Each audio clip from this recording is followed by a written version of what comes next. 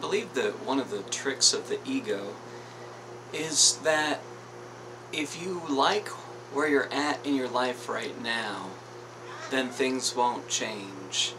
Because we all have a sense of things changing. In fact, things are always changing on some level. One of the ideas in Buddhism that I like is the idea of impermanence, and how accepting impermanence, accepting that things are always changing, can lead to peace. And so, if you find yourself resisting the present, if you are hesitant to surrender to the now, it may be because you have a semi-conscious or unconscious belief that if you get used to how things are, and even appreciate how things are, then the things you really want to occur will never occur. But this just isn't true. In fact, if there's some lesson to be learned in how things are right now, that can be the key to what unlocks the door to the next part of your life. And so, if you believe that, well, I'm single and I'd like to be in a relationship, or I'd like to live in a nicer house, or I'd rather live on a lake, then these could all be things that may occur eventually.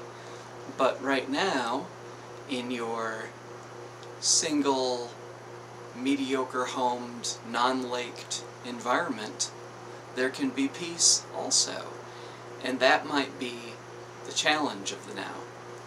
Now, of course, the flip side of this perspective is that you might resist making the changes that will move you into where you are meant to be next.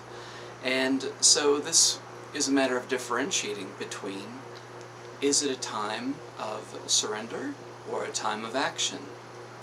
And I believe the key to that is to pay attention to your inner guidance and see if change is natural or forced at this time. If change is natural, you will not be able to stop thinking about making change happen in some way, and it will unfold naturally. However, if it feels forced, if it feels premature on some level, like a struggle to make it happen, that can be a sign. Or if you try to make something happen and it doesn't flow, that could be a sign that it's not time. And I recently tried to get the air conditioning system in my car fixed, and it just wasn't working.